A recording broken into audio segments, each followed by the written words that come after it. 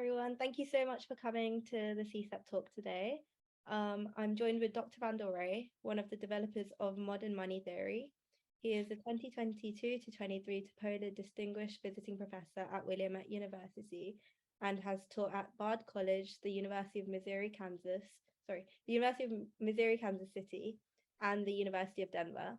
Today, he has joined us to discuss modern money theory, how it has been used, and how MMT is related to the current levels of high inflation we are seeing today. Dr. Wray, it is a real honor to speak to you today, and we look forward to your presentation. Well, thank you for the invitation. Let me see. Yes. Okay, so I'm going to be talking about money. I've got a bit of an echo coming through. Maybe. Okay, that's good. Thanks. So money is a scary topic. When I wrote Understanding Modern Money that was published in 1998, I had sent the manuscript to Robert Heilbronner. Many of you will recognize the name. He didn't know me, but somehow he got my phone number and he called me on the phone. I had asked him if he might look at the manuscript and write a blurb for the book cover. And in the calmest, nicest voice, he told me, "I cannot write a blurb for your book. Your book is on the topic of money, and it will scare the hell out of everyone." So we've been scaring people talking about money for over 25 years now, and I'm going to try to make it a little bit less scary. So what is MMT? It's a framework for analyzing sovereign currency. And by a sovereign currency nation, what we mean is that the national government chooses a money of account. It issues its own currency denominated in the money of account. It imposes obligations. Today, that's mostly taxes, although in the past, there were other kinds of obligations, such as fees and fines, payable in its own currency. If it issues other debt, that is also payable in its own currency. Otherwise, it would be committed to delivering another currency. So by sovereignty, we also imply a floating currency for full sovereignty. The implication is that government cannot run out of its own currency. It cannot be forced to default involuntarily. It can make all payments as they come due in its own currency. And therefore, it is not financially constrained, although it faces resource constraints. And it can also face political constraints and self-imposed constraints and possibly exchange rate constraints. But it is not financially constrained. I want to contrast that with the Orthodox view, which is that in normal times, you should tax and then spend. Limited borrowing might be okay in a recession, so you can run a deficit temporarily. You should balance that over the course of the cycle with surpluses in good times. Government is subject to a sustainability constraint, which is that the economic growth rate must be above the interest rate. Otherwise, the debt could grow without limit toward infinity. Increasing government spending slows economic growth and raises the interest rate, which makes it more difficult to achieve the sustainability condition. The debt burdens the grandkids who will have to pay it back.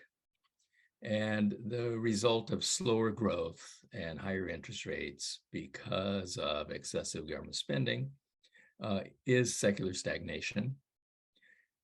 The government does have one other option to borrowing, which is printing money, but that causes inflation, and that doesn't necessarily increase government's purchasing power as prices rise as quickly as it can print the money. And so we're off to Zimbabwe land with hyperinflation. In an interesting interview that Paul Samuelson gave to Mark Blaug, I think about 1974, you can Google it and find it. I have the long quote from Samuelson, but let me just quickly summarize it. And so he's saying, can you keep a secret? The necessity of balancing the budget is the old time religion.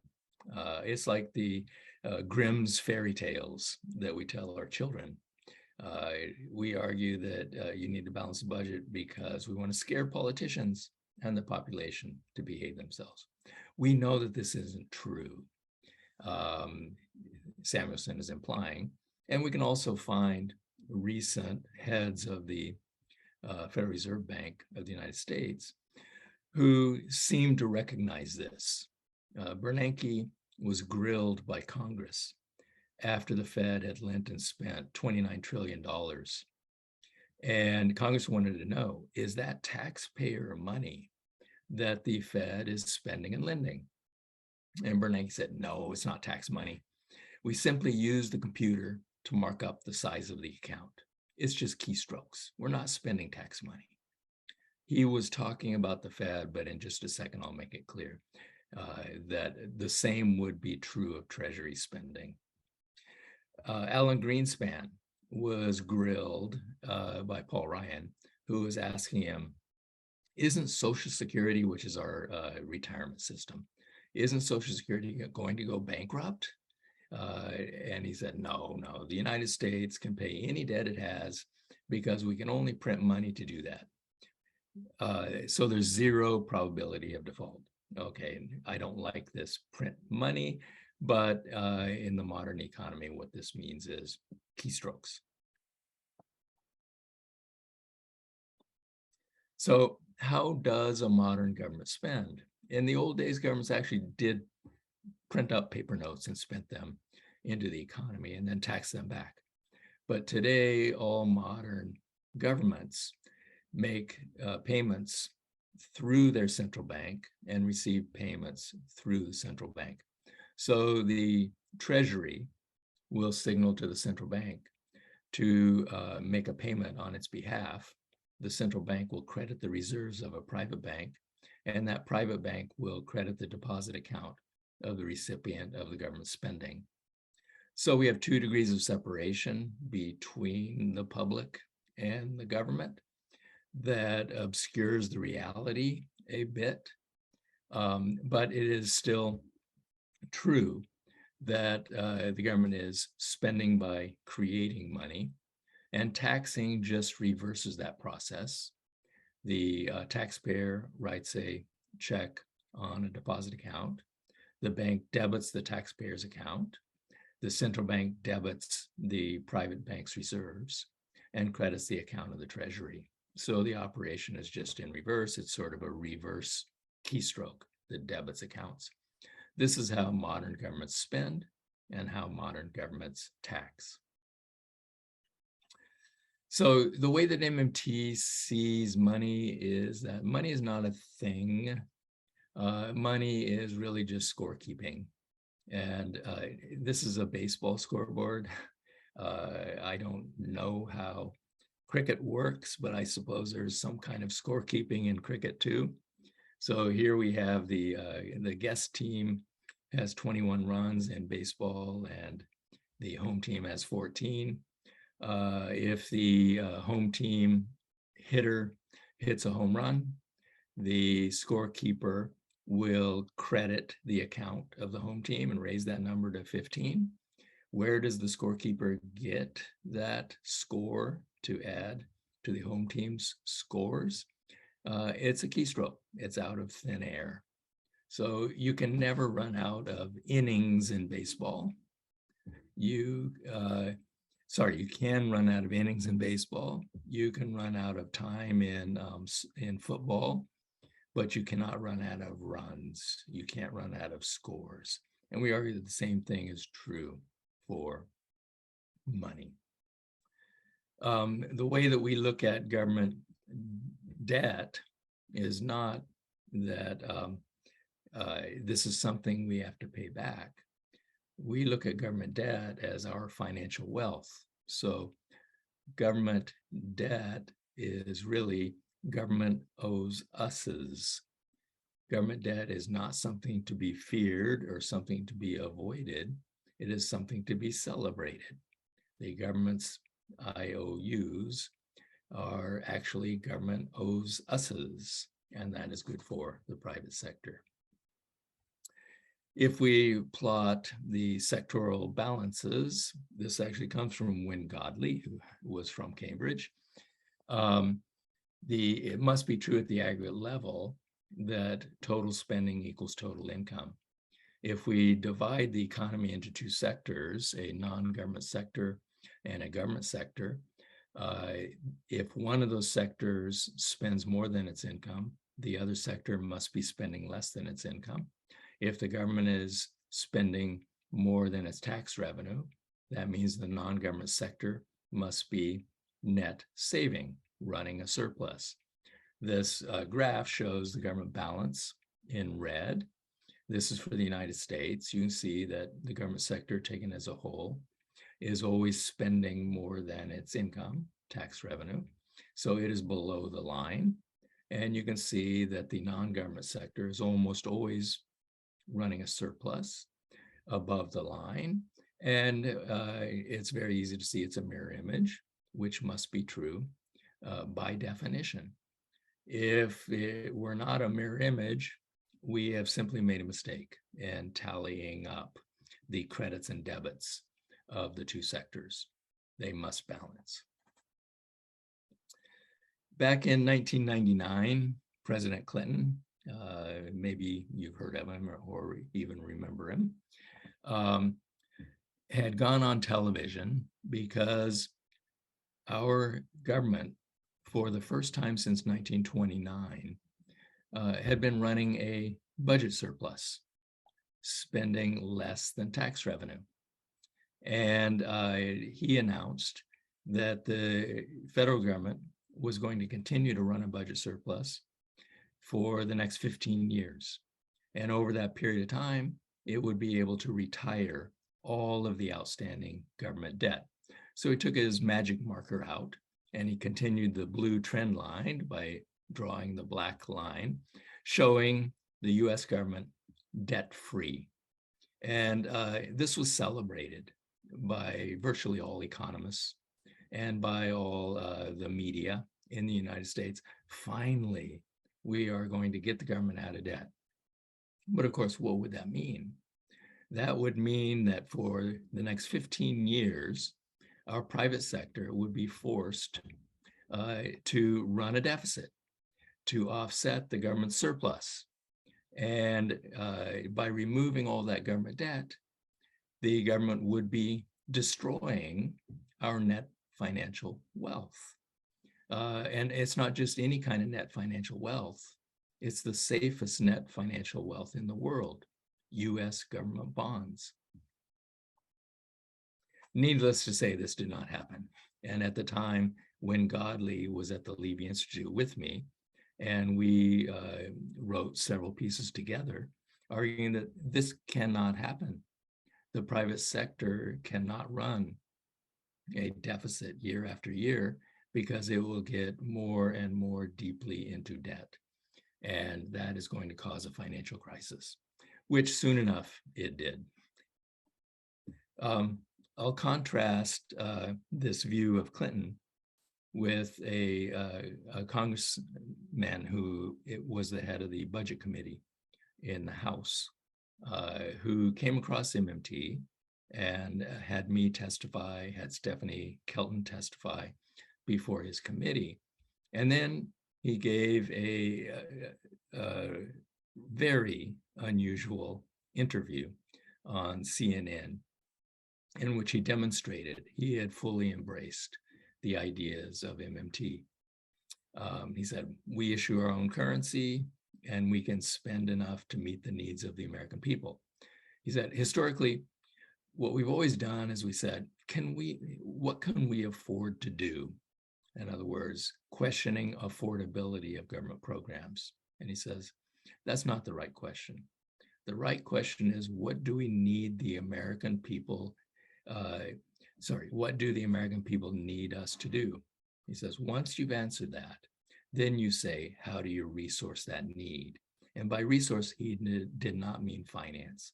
He meant, how do you find the real resources that are required to meet the need of the public? How do you serve the public by finding the resources required? The question is not money, it is resources.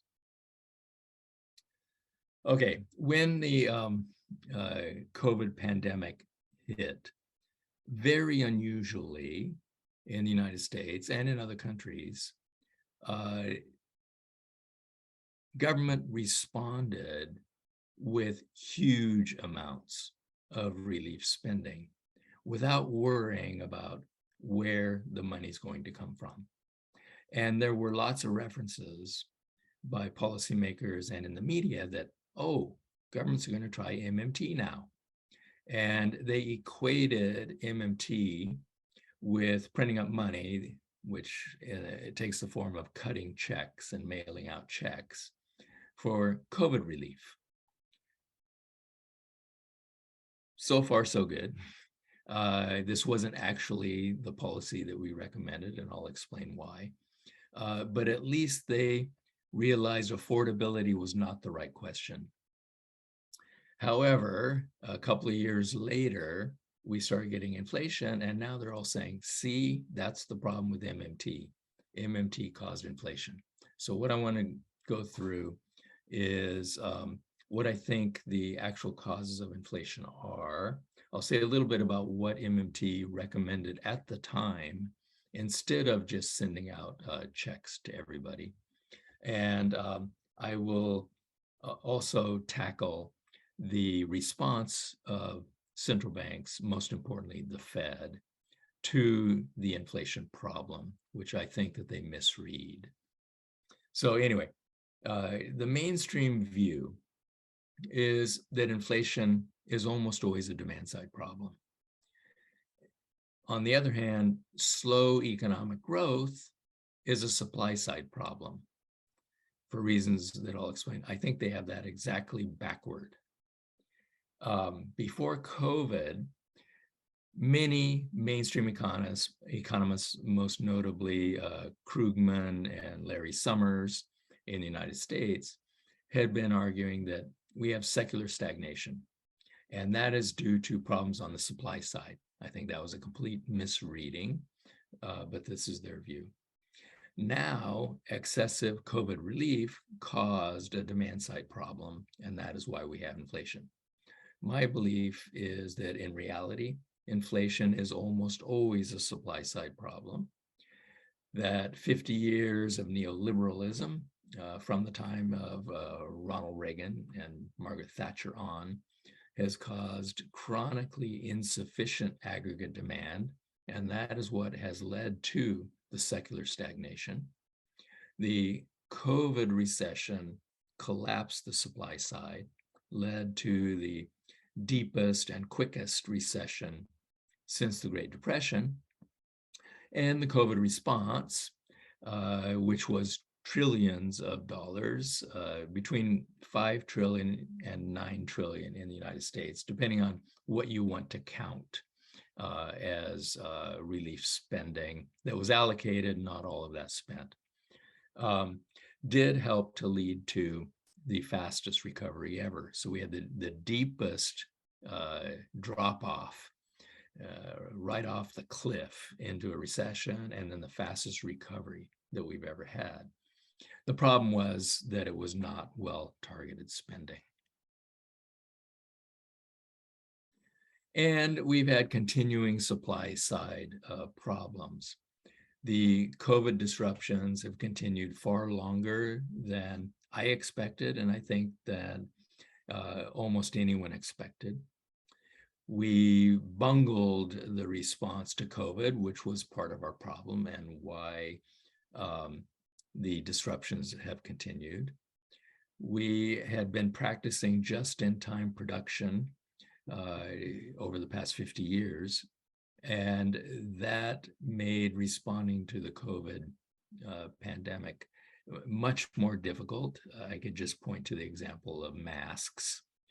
We knew a pandemic would come, and we were completely unprepared because we didn't have anything in the inventories. to deal with a pandemic. Meanwhile, the supply chains that were developed as part of neoliberalism got severely disrupted. And that meant that we couldn't import the things that we needed. We've had price gouging. We've had continuing lockdowns in China with the zero COVID policy. I'm not necessarily criticizing their policy, but the reality is that it is affecting all of us. And then the Ukraine war. So all of these have conspired. All of these disruptions on the supply side have conspired to produce high inflation. The problem really is not COVID relief. That ended months ago. The first round of COVID relief that came under President Trump did not produce any inflation problems because that mostly was not spent. It was saved by those whose income was not much affected by COVID, and it was spent by those whose income was affected by COVID to pay down bills. So it didn't really lead to a burst of spending. The second round that came with President Biden, by then, a lot of the uncertainty had begun to fade away. The lockdowns were loosening up. And so people were spending. The composition of spending was very strange because it was heavily biased toward goods instead of towards services. And it was biased toward goods that could be delivered to the home. So we had severe shortages of some goods, and that allowed for price hikes and price gouging and so on. The fairly quick recovery allowed tax revenue to recover much quicker than it usually does after a recession. And that started sucking demand out of the economy. So we have removed about $2 trillion worth of demand out of the economy as we recovered, as the relief spending petered out, and as tax revenue increased. So these have produced significant fiscal headwinds through fiscal policy. Looking to the source of inflation, the initial impetus to inflation was due to three items: oil, food, and shelter prices. Oil prices, this is in part because there had been a huge drop-off in demand for oil, and so refineries went offline. And then with recovery, people started driving again, and the demand for oil rose. Food is about something like 70% oil. So rising oil prices increase the price of food. And then shelter in the United States is sort of a bizarre component. It includes rental because we had limited rent increases during the early stages of the pandemic. Rents are playing catch up. And we have a severe housing shortage in the United States because we had very little housing built since the global financial crisis. So when you add in the ability to finally raise rents and a housing shortage, you start to get rising rents. They go up very quickly. The main component of shelter is actually owner-occupied housing. And that component's price is imputed based on rents. So as those go up, that will tend to increase the homeowner occupied component too. And so these are rising quickly. This has always been true in the United States. All of our high inflation periods, most of the inflation is due to these three components. However, you have to remember, oil goes into the production of everything, And so rising oil prices will continue to affect other prices with possibly a very long lag, because the producers still have to recover the high price of oil that they paid in the earliest stages of production. In addition to this, we have price gouging. President Biden has a group that is looking at the markups that the firms with market power are using, and they've shown that those have increased tremendously. And the board meetings, the top management of the corporations are proudly boasting of their ability to jack up prices. So there is a lot of rising prices due to the rising markups, taking advantage of pricing power and taking advantage of what the board members say is the consumer willingness to tolerate price increases. Then we also have some idiosyncratic sources of inflation, such as the shortage of chips to go into automobile production, which leads to an increase in the demand for used cars, which causes those prices to skyrocket, and that adds to the overall price increase as shown in the CPI. However, at least in the United States, while inflation is high, 8% and above year on year, there's no evidence of a wage price spiral, at least yet. Wages are still playing catch up. So real wages actually are going down in the US. Chairman Powell was patient for a very long time, much longer than I thought he would be. It was the best policy, but finally patience ran out and the Fed has been raising rates. My argument is that raising rates is not helpful. So supposedly we're going to raise rates in order to get consumers to postpone borrowing to purchase consumption goods.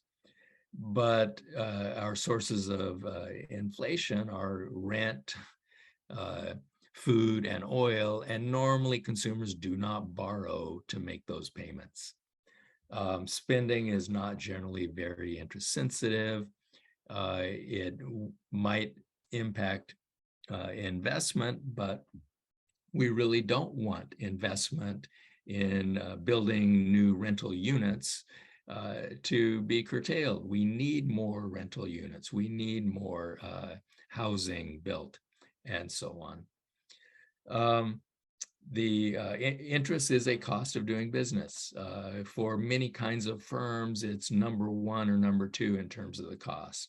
And so raising rents can actually add to inflation pressures through cost feed-through effects. And then finally, there is the possibility that rising interest income, especially interest paid on government debt, which is over 100% of GDP, could possibly fuel more spending. I don't think that that's important for the United States because that is more than offset by the impact of higher interest payments by highly indebted private sector firms and households. Anyway, I believe that the answer to supply side inflation is not to reduce demand, but to focus on trying to increase supply.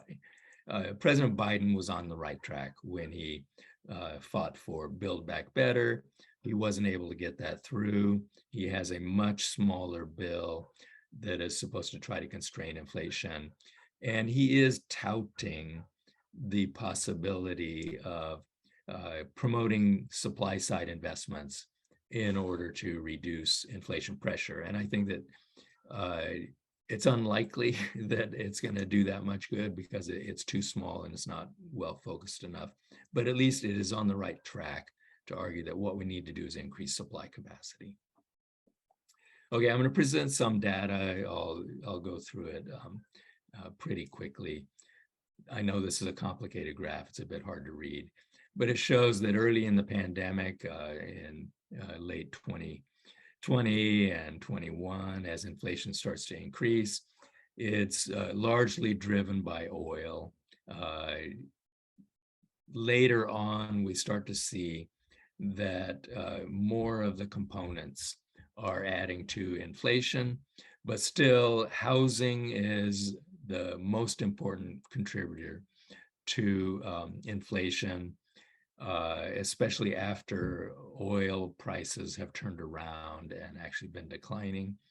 But people are worried because we're getting more inflation from other components. But as I said, that just reflects past oil prices.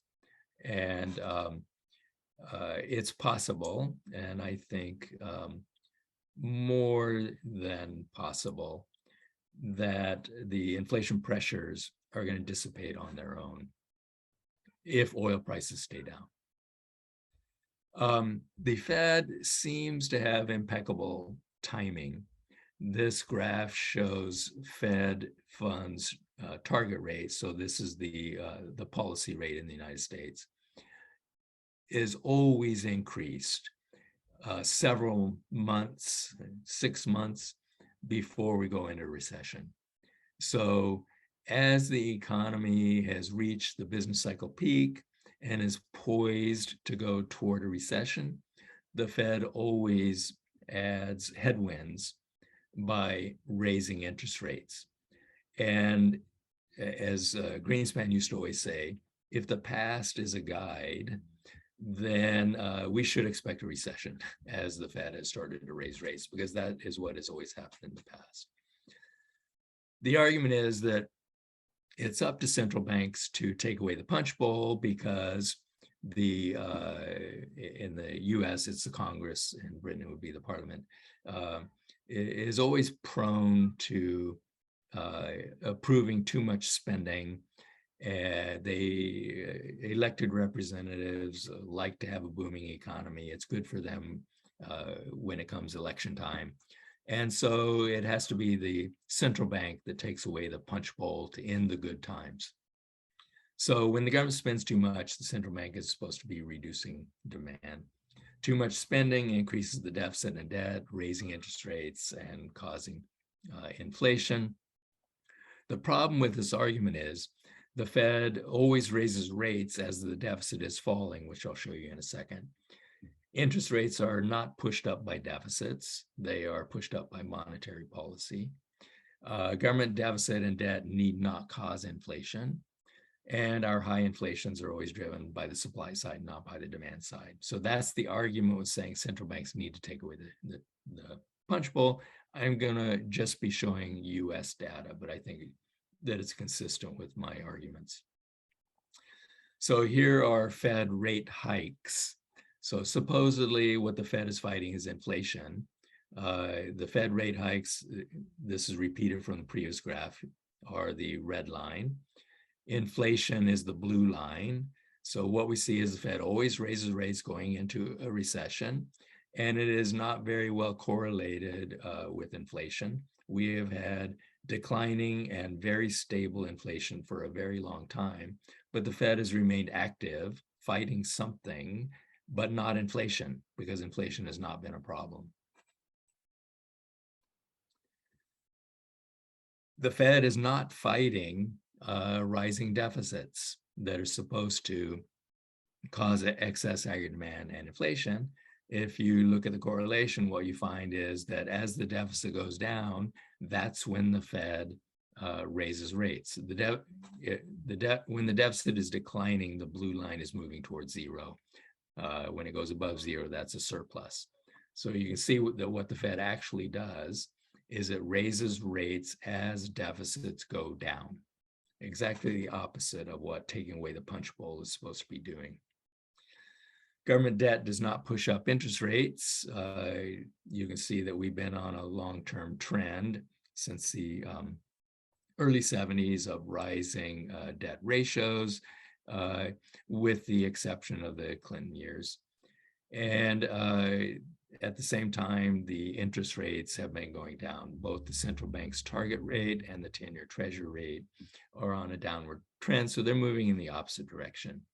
What that indicates is that it's not debt and deficits that push interest rates up, it is the central bank that does it. Government debt doesn't need to cause inflation. As the debt has been rising on trend over time, inflation has been going down on trend over time, up to the present, I realize, of course. And then finally, we don't really have evidence of excess demand in the United States.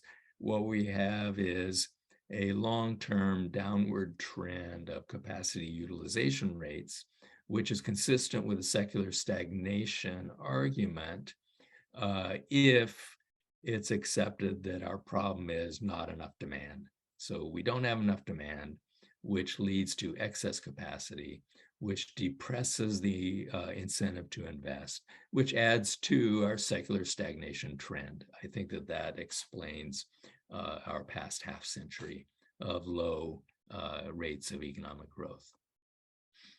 Okay, what about the current inflation? It's unusual. The pandemic recession began as a collapse of the supply side, and that morphed into a collapse of demand. Normally, recessions are caused by a collapse of demand, but in this case, it was a collapse on the supply side. And then as people lost their job, demand declined. COVID relief spending, as I said, the first round paid bills, increased savings, second round restored spending. But we faced continuing supply side pressures. I mentioned the supply chains, price gouging, and then the war and sanctions. We still have no wage price spiral. Wages are only playing catch up. Expectations of inflation remain reasonably well anchored. They have come up, but they're still reasonably anchored. Surveys show that businesses are not facing abnormal demand. Capacity utilization is still far below previous peaks. Inventories have recovered. So none of these things would indicate that we have too much demand. Even though we have inflation, hiking rates is the wrong medicine. What we need to do is ramp up investment, increase domestic capacity, and replace, don't just repair, but replace long and fragile supply chains.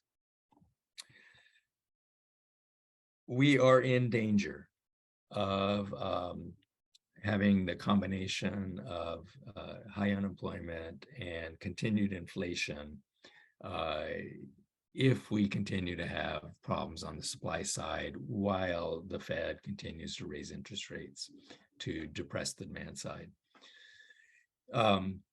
Just very quickly, this is ancient history for students, I realize. This is what happened in the 1970s. We had inflation spiking early in the 1970s, late in the 1970s. It was caused initially by oil prices that fed through to grain. And then we also had shelter components rising in price. It was fought by austerity, both fiscal and monetary policy, just like now.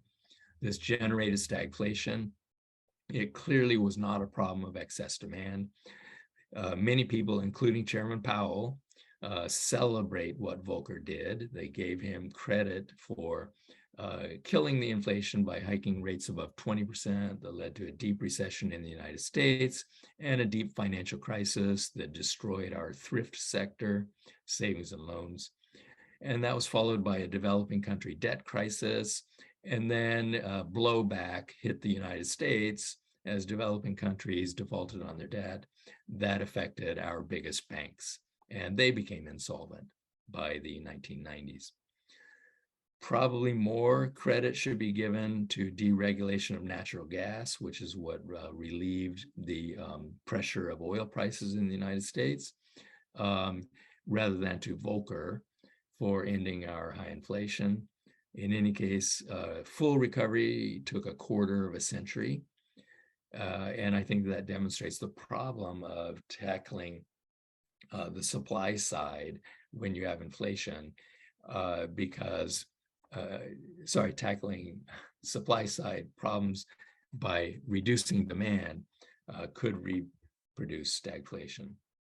Larry Summers recently said, "I'm aware of no major example in which the central bank reacted with excessive speed to inflation and large cost was paid. I think I just explained one such episode, and we are seeing another one right now." So I think, as usual, Larry has got this wrong. The Fed's latest projections are that under appropriate monetary policy, this is quoting the Fed, Americans can now expect to be 3% poorer at the end of 2023 compared to what had been projected before the pandemic, and to remain permanently worse off in the years that follow.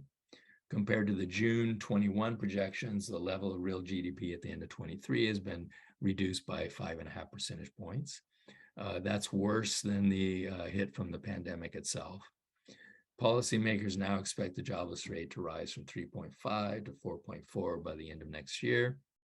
And while Powell denied that anyone at the Fed wants workers to lose their jobs, he's clear that we need to have a sharp slowdown in growth, and that Fed officials would accept a lot of economic pain.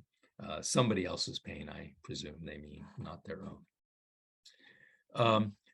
What the Fed is doing, I think that Powell was pressured by conventional wisdom that the Fed had to do this. The Fed was left with no choice, and this is because of Orthodox economics groupthink. The Fed's Jeremy Rudd recently published a paper that I think really got this conventional groupthink completely correct. So this is the Fed itself. Nobody thinks clearly, no matter what they pretend. Even the goofiest opinion seems wonderfully clear, sane, and self-evident. Rudd goes on to examine the foundations of orthodoxy that he says, everyone knows to be true that are actually errant nonsense. None has any sort of empirical foundation, and each is seriously deficient on theoretical grounds, yet economists continue to rely on these to organize their thinking. So practically, the entire corpus of Orthodox economics is fraud. He then goes on to criticize the Fed's approach to policy. Now, this was before the Fed started raising rates. He said it's based on errant nonsense. So we face multiple existential crises. The climate catastrophe, this virus, and probably many more to come, war, inequality, refugees, a lot of those are climate refugees, and anti-democratic movements in many countries, including my own. Coordinated and concerted effort by the richest nations is required. They're the source of most of production, and that means most of the environmental destruction.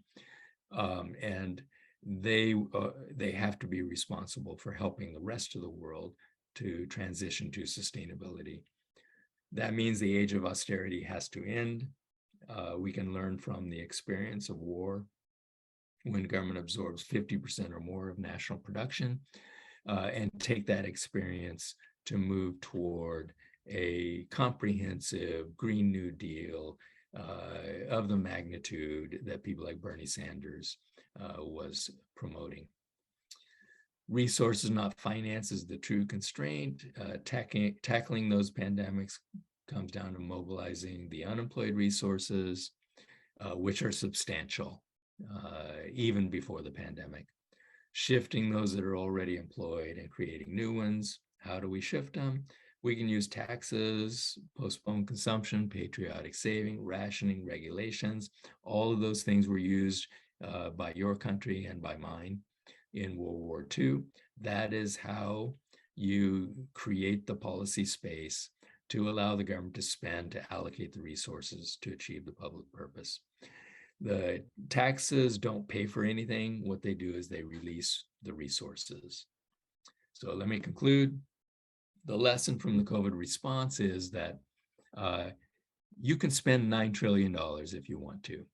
You don't have to change any procedures. All you have to do is authorize the spending, and central bank and treasury know how to finance it. None of the treasury's checks bounced. The ultimate constraint is resources, not finance. You need to focus on finding, releasing, and creating resources. We didn't do a great job on that in the response to the pandemic. But in any event, we have the procedures to do it. We just need to focus our spending. Monetary policy is really not helpful in any of these endeavors. It's going to require more use of fiscal policy, so we have to reverse the past 50-year trend, which was to reduce the importance of fiscal policy and increase the importance of monetary policy. That's the wrong way to do it. Inflation can be avoided by policy focused on mobilizing resources and releasing them. Budgetary outcome is neither discretionary nor worrying. Interest rates are not determined by central bank policy, are determined by central bank policy, not vigilantes. And raising interest rates is counterproductive and could generate financial crisis as well as reproduce stagflation. Thanks. These are my two forthcoming books. The one on the left, Making Money Work for Us, I think might be available in the UK right now. And then there's going to be an illustrated guide to MMT that will come out next spring that is illustrated by Heske van Doornen. So thank you. I will stop.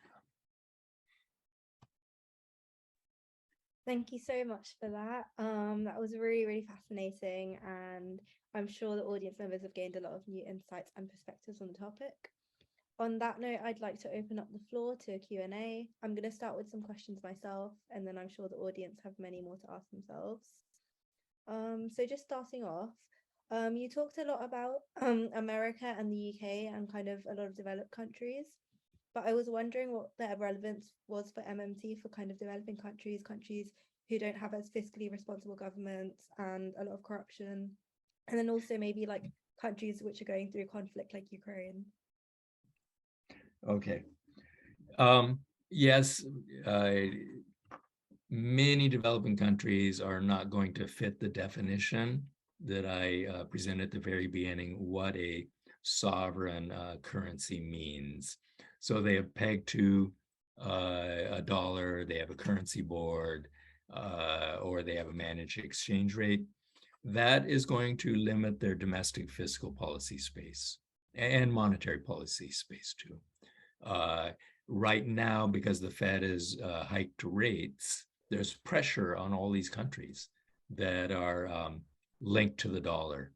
So they've got to raise interest rates. They're not monetarily sovereign. And so it constrains what they can do. And I think the Fed should be more responsible and should pay attention to what is happening to the developing world. When we raise rates, the United States might get a cold or even a flu, but the rest of the world is going to suffer much more than we will. That's what happened with Volcker's rate hikes too. It had a huge impact on the developing world. Do I recommend that every country in the world float their currency? No, not necessarily. Okay. But that does mean that you don't have domestic policy space as much as you would have with a floating currency. So you have to weigh that against the decision to float your currency or not. China has managed its currency, and I think it probably was a pretty good policy, and it was very successful. I think that China will float, probably not too far into the future. They will abandon it, and that will give them more domestic policy space too. So anyway, on the corruption thing, I was at a conference of central bankers in Brazil, and Jamie Galbraith, many of you will have heard of Jamie and his father, John Kenneth Galbraith. We're in the audience and we're listening to representative after representative from central banks from the developing world largely. And so speaker after speaker would say, well, you guys in the United States, you can do all these things, all these nice things that you talk about, you can have a job guarantee program and all this stuff. We can't do it because of the corruption. And when it was Jamie's turn to talk, he said that, listen, I worked in Washington, and I can assure you the corruption in Washington is far beyond anything you have in your country. Okay, corruption is everywhere. There are different kinds of corruption. I think the day-to-day sort of corruption, where you have to bribe the motor vehicle department to get your driver's license, that's probably more common in the rest of the world. That's not very common in the United States. We have much more serious corruption than that. Okay, our corruption is at the very highest levels of our government and our business sector. So I think corruption is always there. Yes, you need to fight it. Yes, it's a big bother, but it should not prevent you from trying to implement policy. Yeah, that makes sense. And one last question from me. I'm sure you've heard recently about the UK's mini budget by Liz Truss and her economic policies cutting taxes. She was criticised a lot by the IMF. They said it could lead to growth, but they said it was just fiscally really irresponsible because it would put the UK in a lot of debt, and the pound crashed. And so I'm wondering kind of what your perspective was on that, because the main criticism was that they wouldn't be able to afford it, but you're saying that the government could afford it. So yeah, just what do you think? Yeah. So was it a good policy? It sure doesn't look like a good policy. So, you know, we've tried the Laffer curve before, which is the idea you cut tax rates on the rich, and that stimulates the economy so much that tax revenue increases and you actually end up balancing your budget. It doesn't work. The reason it doesn't work is because tax cuts for the rich do not stimulate your economy. They don't run out and start investing. What would lead to investment is increasing demand from lower income people. So tax cuts for the poorest people probably would stimulate the economy. Tax cuts for the rich are not going to do it. So it's a bad policy. I'm not trying to support the policy at all. But increasing the size of the deficit or debt, is that a problem? No, that's not a problem. How you increase the deficit and debt is important. So if you're increasing your deficit and debt by implementing a massive new inclusive Green New Deal that would create lots of jobs and higher wages at the low end, if that led to a deficit, I wouldn't worry about it at all. Okay, because it's going to improve people's lives. That's what's important.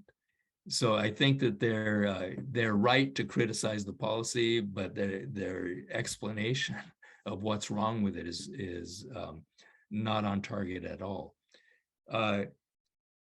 Look, with the Fed raising rates, the Bank of England is going to have to follow along, unfortunately. I think this is the problem. And so the markets are predicting that the Bank of England is going to have to raise rates. And so they're expecting rates to go up in the future, which means then there is a problem with holding longer term bonds, including government bonds. And so you're going to try to get out of those things. I think there's also a story that will get told. It's not clear right now, but there is a story of pension funds that are being forced to sell out because of positions they've taken in obscure derivative products in the shadow banking sector. So someone's going to write that story. We're going to find out a lot more about what really is going on. It's not that bondholders are worried that the debt ratio is going to go up and Britain is going to have to default on its debt. No one in their right mind is thinking that, except maybe economists, because that's not going to happen. Everyone knows it won't happen. There's no riskiness in British government debt. Okay, but that doesn't mean you don't sell the debt. So people are selling it, but it has nothing to do with that. I've got a few questions in the chat. I'm just going to read the first one out from Greg Goset. It's a bit long. So if asset holders were confident in the financial management policies of fiscal and monetary authorities having full discretion to deal with fiat money, why would cryptocurrencies exist with increasing portfolio allocations made to such by institutional investors over time? MMT amounts to a utopian rationalization of hope over experience in having one's cake and eating it too. What would you like to say to that? Well, probably you don't know P.T. Barnum. So he was a famous huckster, fraudster in the United States. And he said, a sucker is born every minute. And it adds up. If one is born every minute, by the end of the year, you're going to have a lot of suckers. And there are a lot of suckers who have bought into the crypto coin bubble. I don't have anything more to say about that. It's pure speculation. A lot of it driven by fraud, but a lot driven by hopeful thinking. Okay. I don't see any reason to have any more explanation than that. There are lots of suckers in the world. Taryn's got a question in the chat. So do you personally believe that the Orthodox economic view will ever be overturned in policymaking? Also, what role would MMT play in effectively tackling stagflation, especially in the context of the UK at the moment? Okay. Well, I can tell you 25 years ago, when we started MMT, and so we're figuring out, how does the government really spend? What are those operations like between the Treasury and the central bank that allows the government to spend, and so on? We thought that, once we explained this, how it really works, that everyone would join. That turns out not to be true. And I think those quotes from Rudd, from the Fed, provide, some explanation as to why it's not true. Think about what it takes to get a PhD. So a lot of you are on that track. So somewhere between 7 years and maybe 10 years of your life devoted to getting the PhD and to getting your faculty position. And then in the United States, another 6 years to get tenure so that you're safe, so that you can do what you really want to do. But for all that period, until you get tenure, you have to play the game, okay? And that game is going to be an Orthodox game almost anywhere that you study for a PhD. So you got to play the Orthodox game.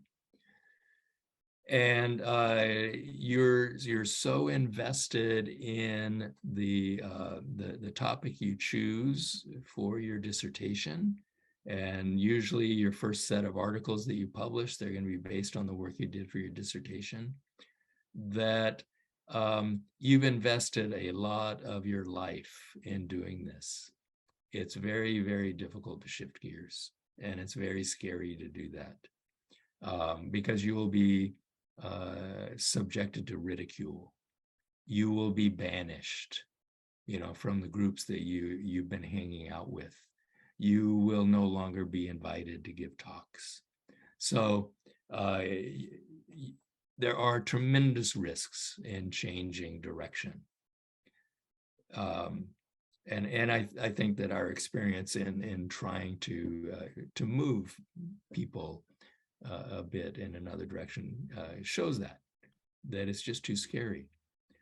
If you talk to a politician, which over the past 25 years, I've had the opportunity many times to do this, and you sit down with them behind closed doors and you explain how money really works, and they say, yeah, okay, I get that.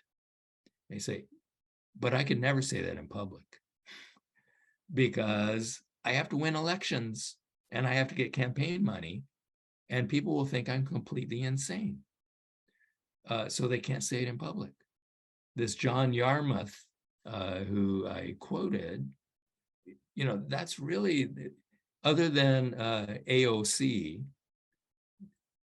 that's the first really respected conventional politician who's ever said it in public to the degree that he just did.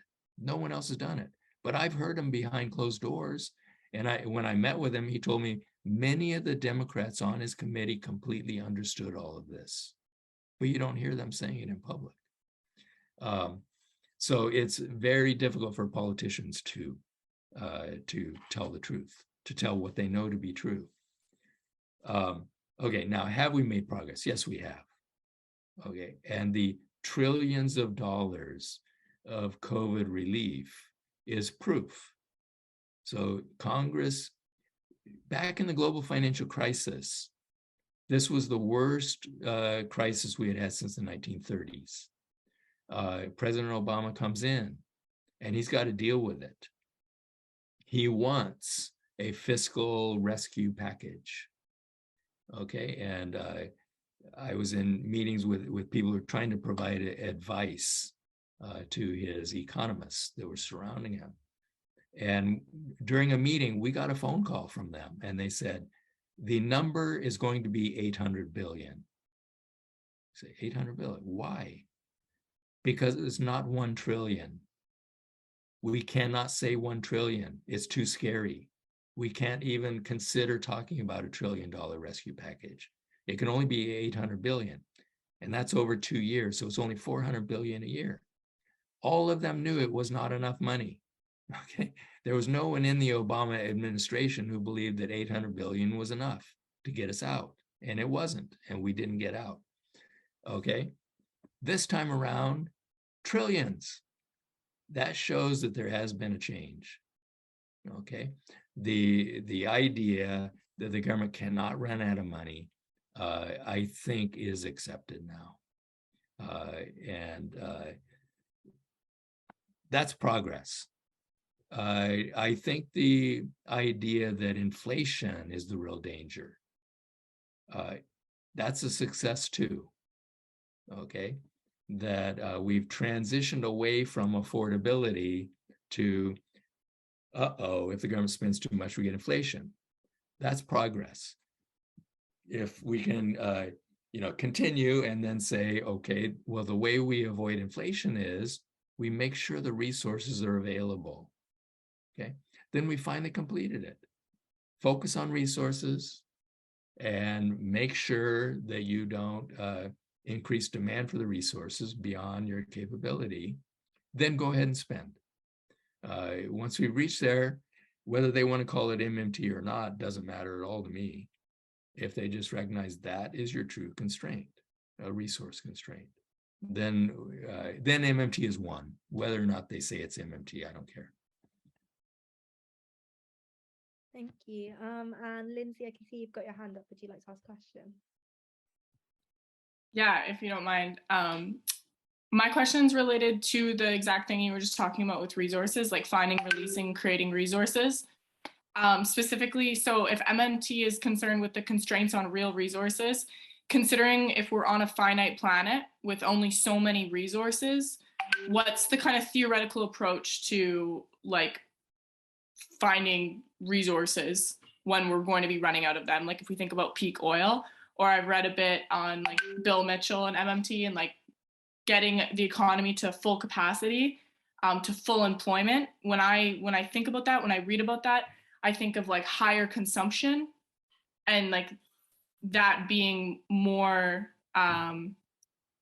problematic for the environment. And this is also coming from as a master's student studying degrowth. So big fan of MMT, but like what does it look like when we start to actually have those finite resources and the supply side is really limited by the actual resources? Yeah. Okay. So I think the problem with oil is we have too much. I'm not worried about peak oil. I want to stop using oil. We should not pull any more out of the ground, leave it all there. we will completely cook the planet long before we run out of oil. And I take what you're saying about finite resources. I don't think that they're that finite, though. I think we can find alternatives, which is what we did with oil. We run out of whales, and so then we moved to petroleum. We need to stop using oil. We will move to something else. But what we have to do is do it in an environmentally sustainable way, okay?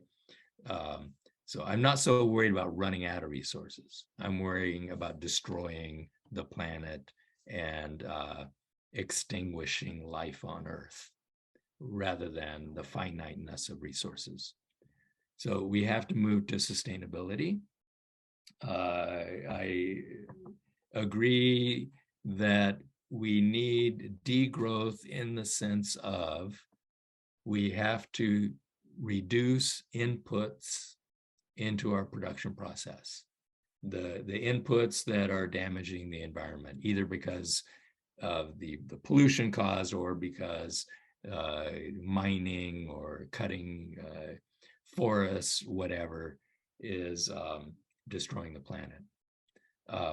So reduce the inputs that are damaging instead of degrowth.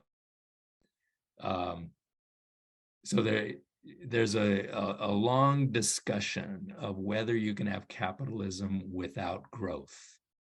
Okay. I don't think so. But growth means nominal growth. Growth of money value. It doesn't mean growth of resource inputs. It doesn't even mean growth of physical output. It means growth of money output. So MC M prime, as Marx puts it. I think capitalism has to have that. Now, what we can do is remove the scope for capitalism. Okay, I don't think that we need capitalism to be involved in supplying the necessities of life. We don't need capitalism involved in providing healthcare, housing, most of our food supply, childcare. These don't have to be for-profit activities. We can provide these as public goods, public services, the public sector. And public sector doesn't have to grow. Okay, the public sector has to meet people's needs, but it doesn't have to grow year after year. So if you reduce the scope for the capitalist sector, make it smaller, it will still grow, but you reduce the kinds of activities that you allow the private sector to completely control. You can reduce the necessity for growth of your economy as a whole. We could be shrinking the economy, but letting capitalism grow in their own little tiny sphere. I think that that's one answer. Another answer is that, look, the most important resource that we have by far is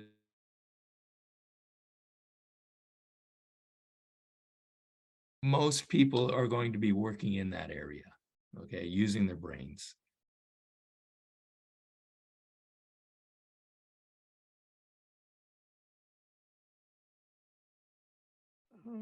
Sorry, Professor Wray, I don't know if you can hear me, but you've lagged a little bit. Could you please repeat the last sentence or two? You couldn't hear me? Yeah, you've just been lagging a little bit. Okay. So human brains, human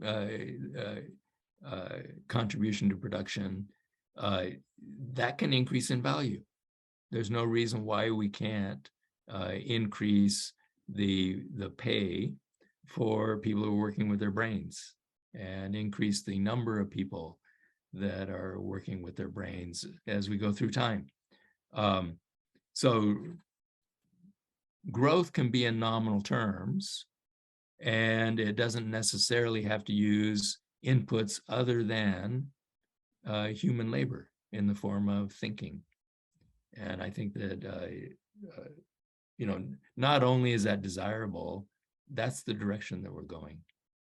So I think I'm agreeing with you for the most part, just trying to change the way that the economy operates and the way that we view economic growth. I know that degrowth people will say, but if we look back in time, as GDP goes up, it always uses more input from nature. Okay, that is true. I'm not disputing that. What I'm saying is we can choose a different future. Okay, we can de-link growth of money values to the damage of the environment that has always been linked to it in the past.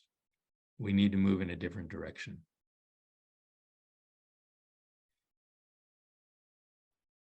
Jeff, I can see you've got your hand up.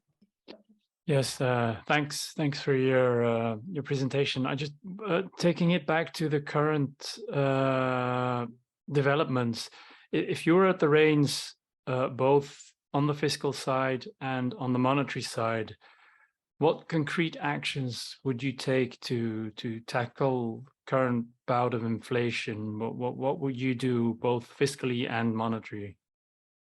Yeah. Okay. My answer might be US centric because I don't know the situation in other countries. So in the US, it's clear that a lot of our inflation is coming from price gouging and market power. And the president has the evidence.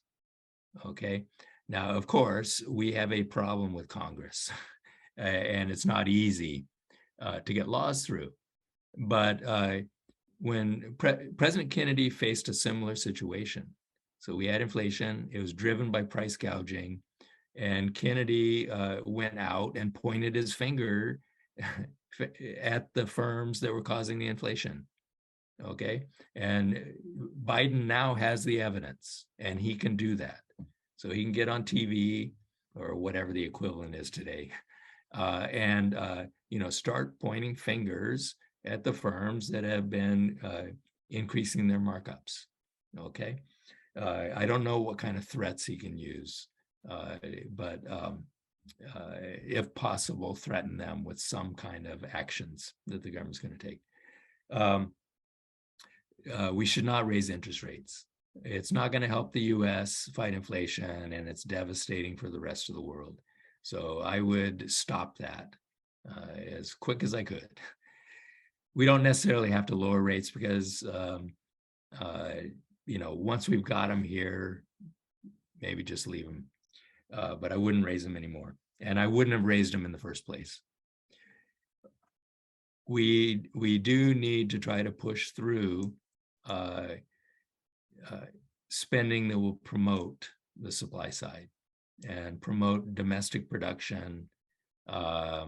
Biden did some very good things. They did help to relieve the congestion of the docks so that shipping is flowing a lot better than it was.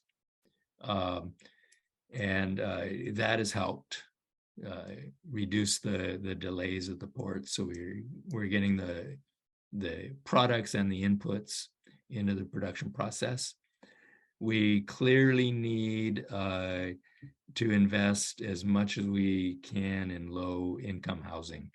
So we need to start building low-income housing in much of the United States. We have severe shortages.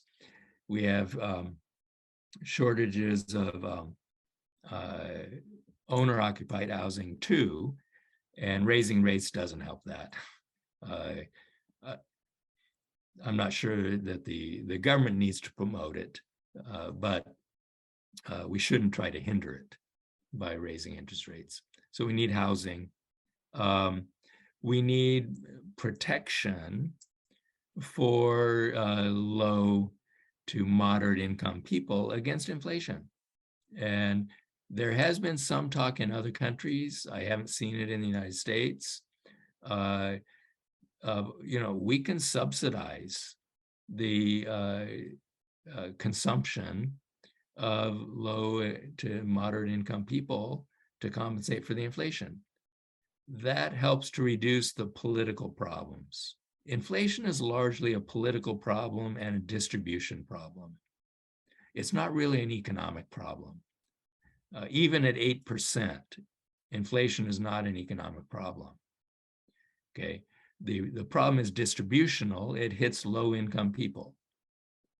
Food was already not affordable, and now it's very unaffordable. Okay, they already really couldn't afford to put the gas in their cars, and now they really can't afford it. And people actually are borrowing to buy food and gas. They're going into debt to buy food and gas. So even if we can't get the companies to lower the prices, we can target government spending to low to middle income people, which is what we should have done in the very beginning instead of mailing checks to everyone. So we can supplement their incomes to cushion the impacts of inflation. And then that helps to reduce the pressure on them, and then also reduces the political pressure, which is the other problem with inflation. Everybody hates inflation. You don't meet people high income or low income who like inflation. So it's a political problem, and we can solve that. Well, we can reduce it. We can't solve it. We can reduce it by helping people out who need help. You probably know in the United States, they just announced that Social Security payments are going to go up by over 8%. That's a huge help to seniors. But we don't have to limit the help just to seniors. Let's help people of all ages. Let's help families with young children, because hunger in the US already was high, and it's going to get higher because of the price of food. Okay, and then just finally, everything that you can do to help the supply side is going to be useful in reducing inflation pressures. And that means more productive capacity, but it also means reducing the oligopoly power and promoting more competition. So our problem is so many sectors of the economy, there is no real competition.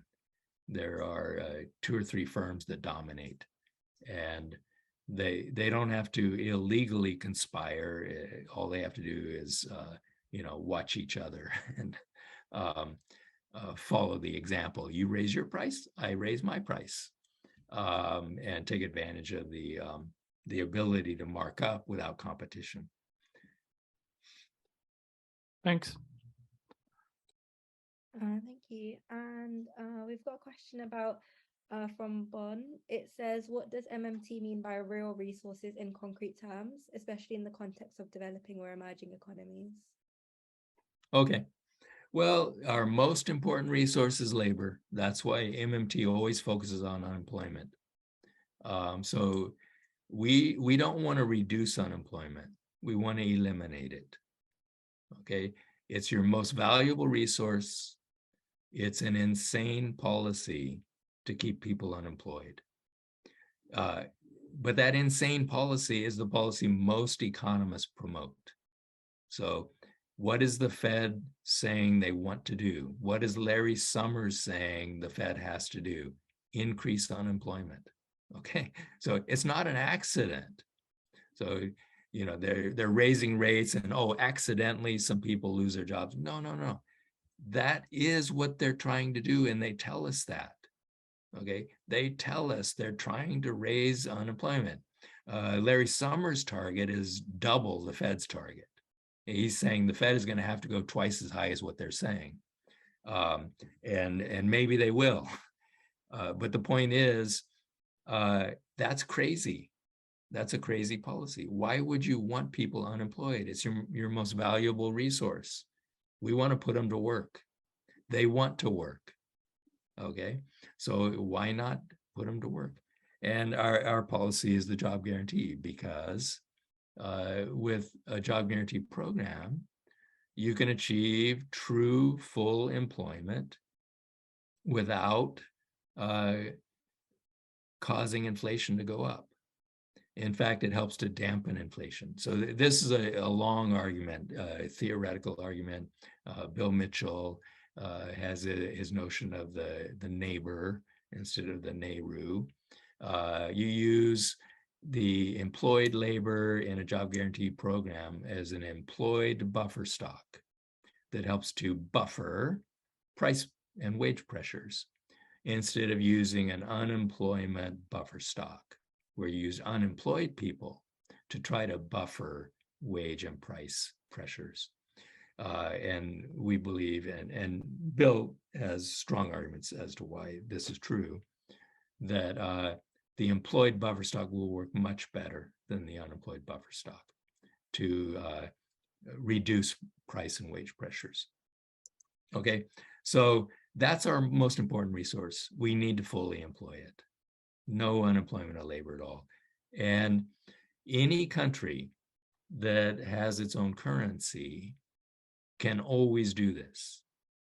They can always afford it, because by definition, an unemployed person wants to work for money.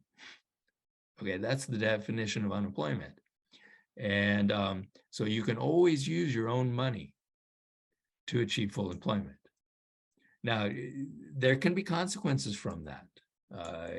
In the case of a developing country, the big fear is that if everybody is fully employed, then imports will go up, and that's going to have consequences, especially if we are pegging our exchange rate.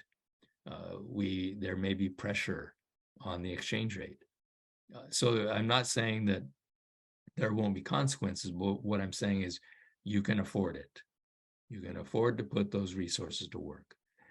And then you have to consider the consequences and try to figure out, is there some way to minimize the negative consequences that come from that? For example, on the exchange rates. Well, what can you do to try to avoid having imports go up so much that it's going to pressure your exchange rate? Okay. Can you try, the traditional import substitution? Use those workers to produce the kinds of stuff that you're importing now, so that you won't have to increase imports. So when you put people who formerly were unemployed, what do they need? They're going to need food. So Fidel Kaboub, who's an MMT economist who focuses on developing countries, says what you want to do is put those people to work to increase your capacity to become food self-sufficient. Okay, so that's what their job will be, to help you become food self-sufficient so that you don't have to increase the import of food. Or you might just restrict imports. If your imports are luxury goods, then what you want to do is restrict the imports through tariffs, taxes, whatever. So it depends on what the imports are, what you're going to do.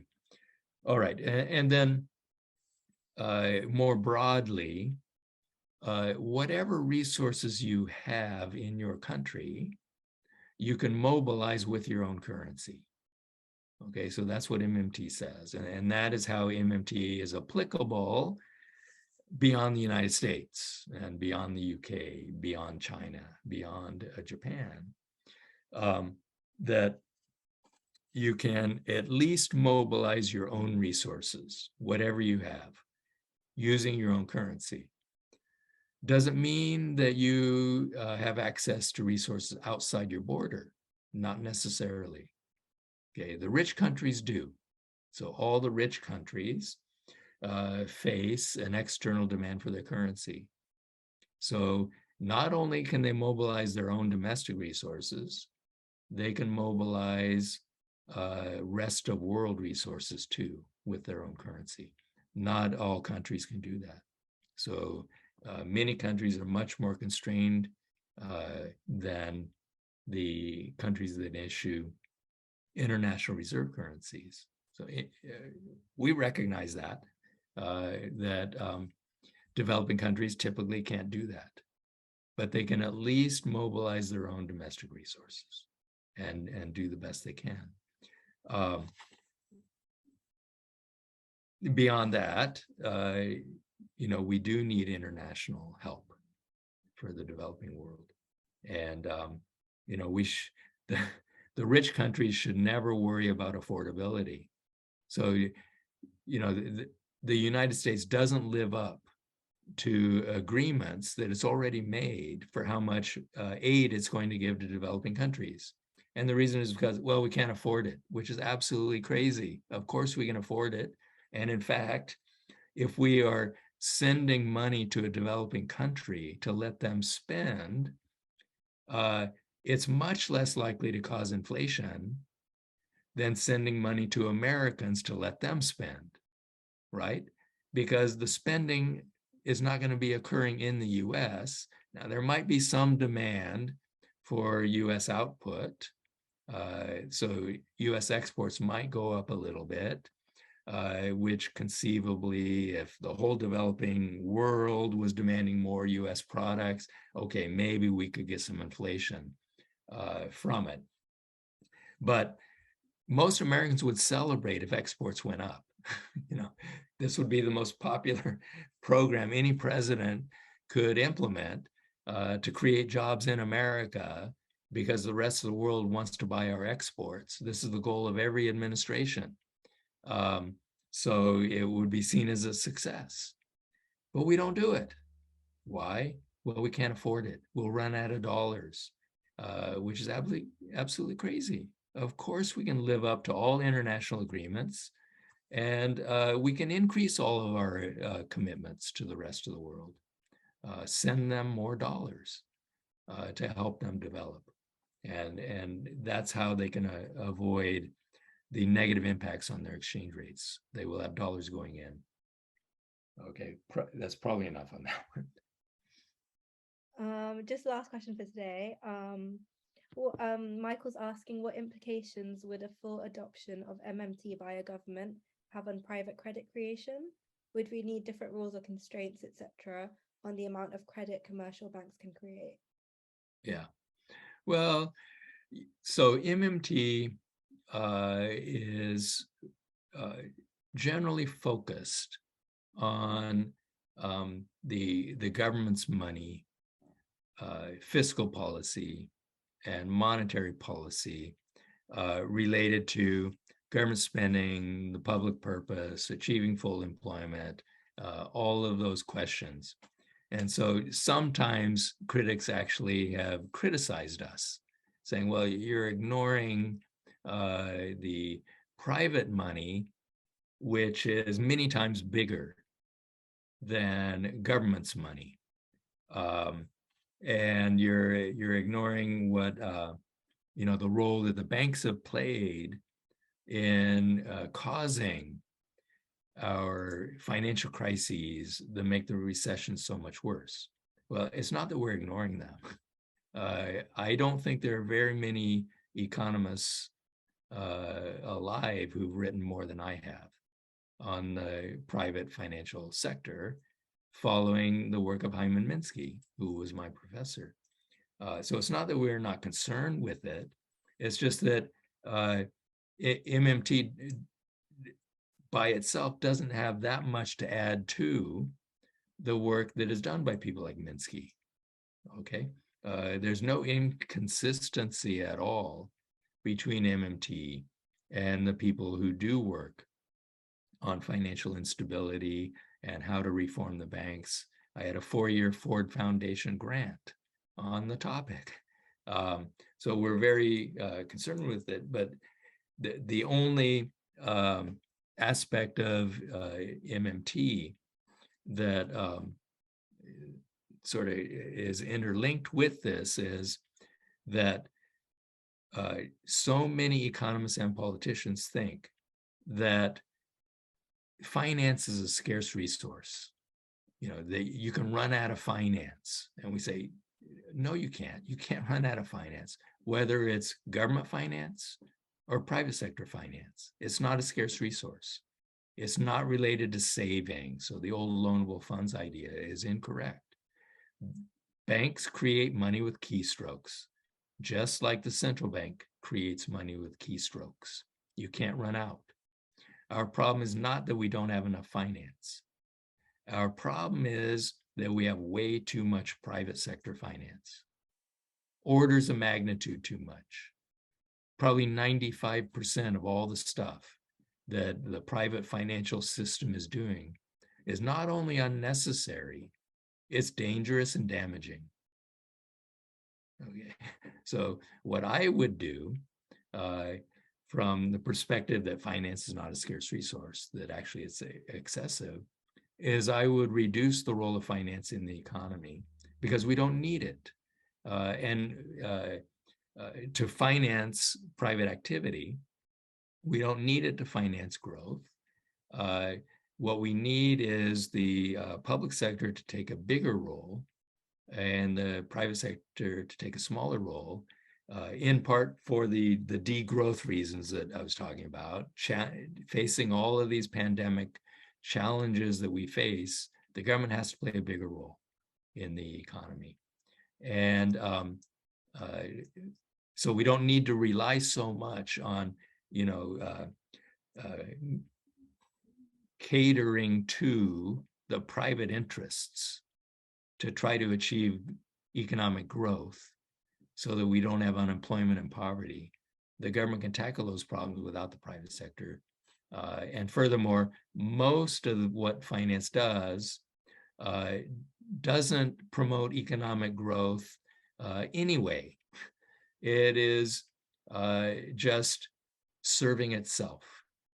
It is moving more and more of corporate profits into the financial sector. In the United States, 40% of all corporate profits go to the financial sector, which is completely insane. Okay, it's supposed to be an intermediate good. It's not a final product. It would be like the tires on the car get 40% of all the profits of car production.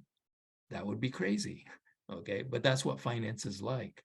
At best, most of what finance does is damaging to the economy, not useful at all. So I would greatly downsize it.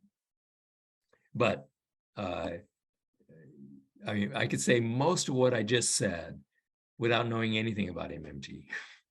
So that's why a lot of the times when we're focusing on what MMT can helpfully advise, okay, it's going to be with respect to government operations, monetary and fiscal policy. We don't really need to go much into MMT to argue that our financial system needs to be greatly downsized because it is harmful and dangerous. All right, I hope that answered it. Thank you so much. Thank you so much for your responses. They were really, really insightful, very interesting to hear in your presentation as well. We've all learned a lot. Just amazing presentation overall. Thank you so much. It was a pleasure having you at CSEP, and we look forward to having you again soon. Thank you so much, everyone, for coming, and have a great day. Thank you. Okay, thank you.